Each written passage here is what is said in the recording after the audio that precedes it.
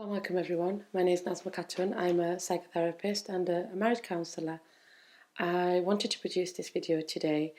I've put a lot of thought into it, and part of the reason I wanted to produce this video is because of the number of sisters I'm having approached me who have either been thinking about getting into second marriages or are in there and then they're encountering problems. This is specifically for sisters who are thinking of getting into second marriages. I'm not here to give my opinion on whether you get married or you don't get married. My main purpose of this video is to just give you some tips if you choose to go down this route or if you're thinking about it. The heartbreaking stories I'm hearing, I hope that this will give you some food for thought and help you slow down, and I hope that brothers will watch this as well. I will produce another video for brothers specifically. I think it's also important that we address that. So let's get into it. I have a few things that I would like to share that I think are common things that are coming up. So if you're considering being a second wife, it's often because, it's not usually people first time who have not been married before that want to go into second marriages. It's usually somebody who's been married before or with children or widowed. So you want to first of all think about what's the reason you're choosing a second marriage. Like, why would you choose to be a second wife? And you have to really consider, is it beneficial for you? Okay, not because you're trying to avoid something or you think that you have no other choices, because when you do it for those reasons you often end up regretting.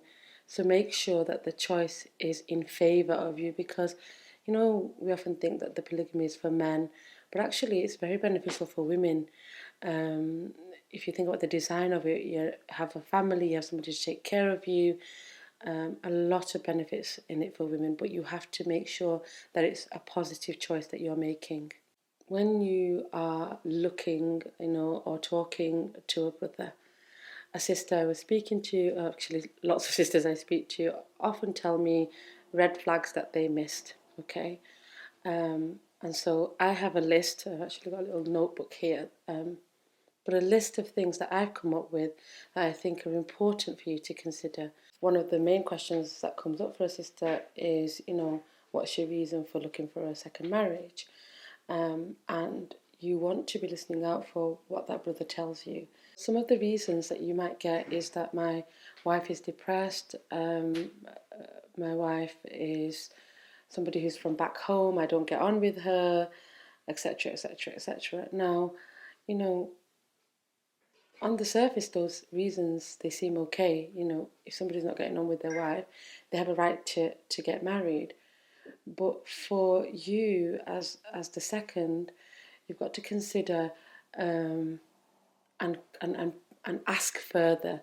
So, if you haven't got on with your wife for 20 years, why now? What things have you done to make your relationship better? Why didn't you choose divorce then if it was that bad? If your wife is severely depressed, how do they view that? Is that something negative? Is that something that they think is a hindrance to their life?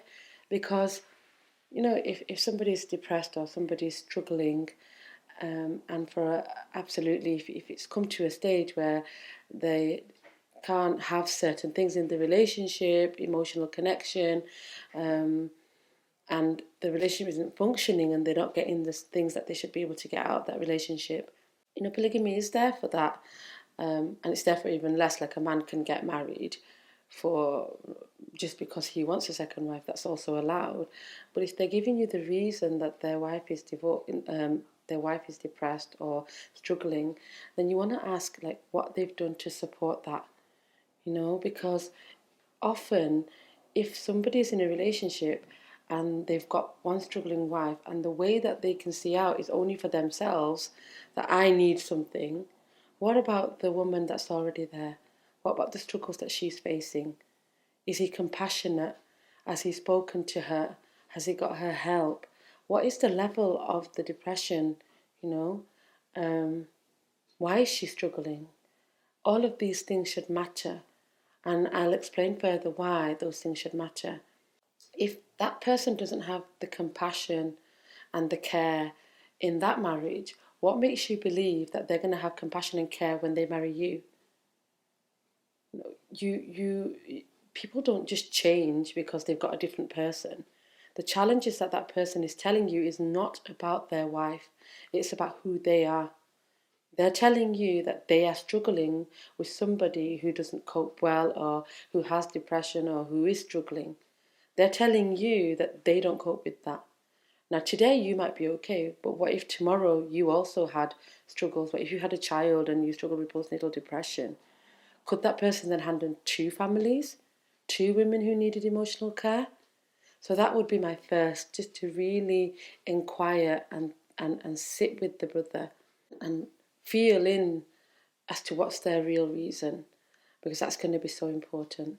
So now, when you find out, what their reasons are, what they've done to try and resolve the matters, is naturally we ask, are you going to tell the wife?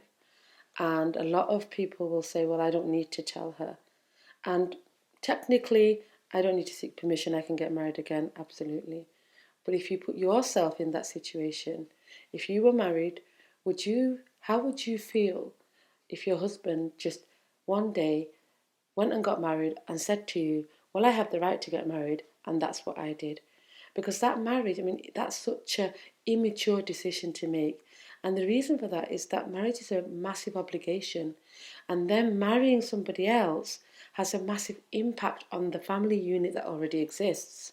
So therefore, you've got to make sure that this person is somebody who understands that, understands that they've got this responsibility and this care for their children and their wife and whatever Allah subhanahu wa ta'ala tests them with, and that when you enter into that, you're also going to be a part of that unit.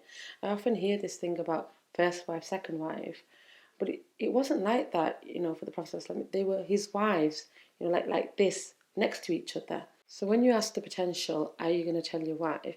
And he might say no. For you, on the person who's going to join that family, I think that's a key insight. For me, as a marriage counsellor, I would say it should be transparent and open.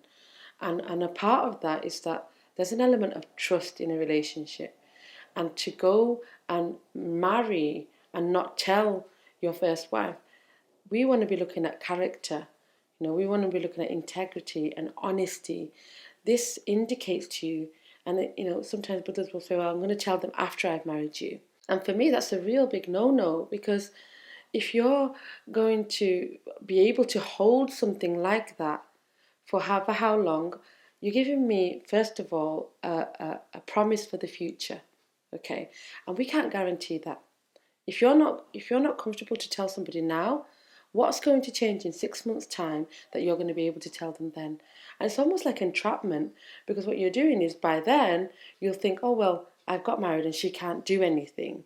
It's kind of a real control issue there, because ultimately she can't do anything whether you tell her at the beginning or the end, if that's the case, because you have a choice to get married. It indicates something deeper. It indicates that this person isn't able to handle the emotional, the emotional impact that it's going to have to him to speak to his family, to speak to his wife, to deal with the emotions that are going to come up inside of her. If he's not able to handle, such a big life decision for himself and not handle the emotions that come with that, then is he really suitable for a second marriage? Is he going to be able to handle two wives and two responsibilities? And it is something to really consider, because, imagine the pain that the other wife would feel. And I understand that there are some wives, and brothers will say this, that she's not going to agree, she's going to do all these crazy things. But that's a choice that she gets to make, If you are wanting to remarry, she has a choice whether she's in a marriage. She married you as a single person, and she has a choice whether she wants to shift that to being a co-wife. And that's a right that she has. And being honest and allowing her that. But you're too afraid that you're going to lose maybe that unit or the children and all of these things, and not able to face that, that's probably one of the things that are perpetuating in that marriage anyway. Not being able to be honest with each other, not being able to tell each other what's really going on. And that's probably an underlying issue. And all the polygamy does is bring that to the surface, okay? So that leads me on to actually the next part, which is, say you marry them and you decide that it's going to be secret. What do you do at that point? You've married somebody who is prepared to not tell his first wife. Those problems are not going to go away. And actually what happens is you're often drawn in because the person will say, I want a friend, I want somebody I can speak to. And, the contracts that are being set up, it's almost like, sometimes it baffles me. And I guess, that it's the right of everybody to choose their contracts, like whatever you want. But I also think that as I'm speaking to sisters, there is this sense of self-worth issues being attached to how they're setting the contracts. Now, men, need responsibility, and one of the responsibilities that they have is financial. Now, if a woman takes that away from them and says, I don't need any financial, what actually are you signing up for? Friendship, intimacy? What is it that you actually are wanting? Because marriage is so much more than that. And I will honestly tell you this, every woman that I've spoken to who agrees that at the beginning doesn't want that at the end. They feel, almost like unsaid rules and expectations. Oh, well, just because I said that doesn't mean that he can't give me £200 a month. And you've got to realise your foundation, those boundaries, that agreement that you set at the beginning sets the foundation of what's going to happen in the future. If that brother's already coming to you and saying, I'm not going to provide anything financially, that should be a red flag. Why is he not willing to provide for you? You're his legitimate wife. He should be financially stable enough to be able to provide for you. And I would honestly think about any, sincere advice to any sister. If you are going into it not asking for finances, why is that? It doesn't matter how much you have. There's something about somebody providing for you that ties you to them in a way that's, that sense of responsibility is there then. Otherwise you have nothing to invest in for. And I'm not just saying that money is the only thing. The other thing I can talk about is time. A lot of sisters will say, oh, okay, then I'll only have once a month or whatever. And that time is then spent, usually, the husband talking about the other wife, almost like a therapy session. And it's interesting because, everybody has their privacy and everybody has a right to that, each wife has a right to that relationship with the husband. And if that man is coming to you to tell you about all of the problems that's going on with the other wife, believe me, one day you will be the problem. And who will he go to then? And it's just really an indicator to me that he's not mature enough to handle. I always say this, if you have a problem with somebody, that's the person you should be speaking to. Nobody else is going to fix that. He doesn't really want you to solve anything. He just wants somebody that he can go to and offload, have a night with or 2 nights, whatever you've agreed, and then go back to his life. If it was that bad and he's struggling that much, he needs to make a bigger decision.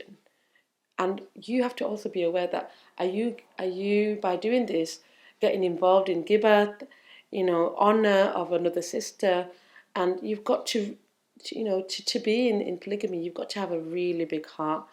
You've got to really think beyond yourself. It's got to be for the sake of Allah. It's got to be that you care about that person as much as you care about yourself. Because this is another sister in Islam, and it's very difficult to do.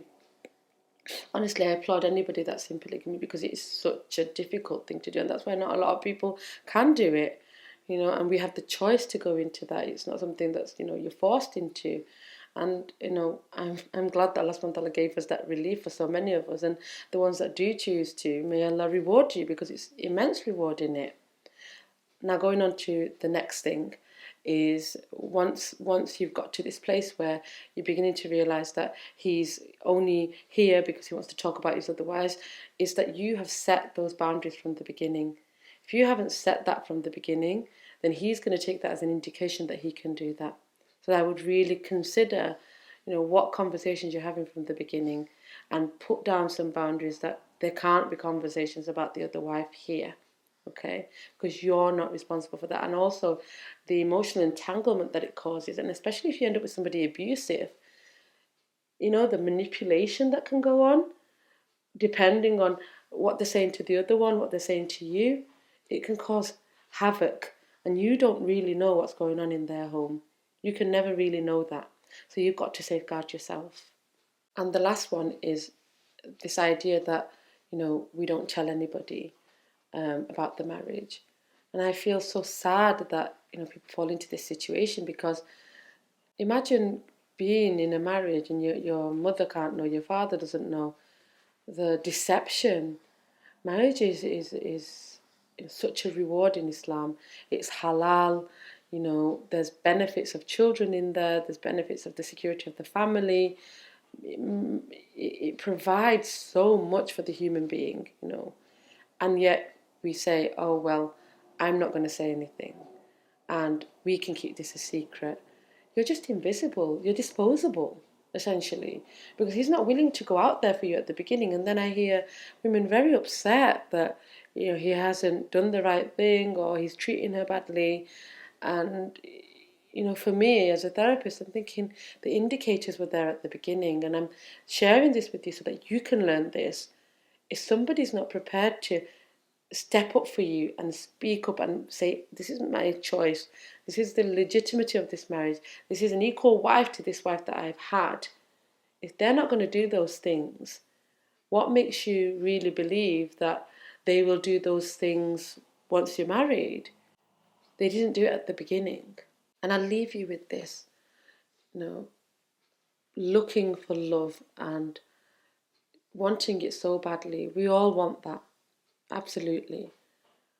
But what will happen is, if you don't set clear boundaries from the beginning, if you don't set a standard for yourself on what you want for your marriage, it doesn't matter if you're second or first. That's not the point here.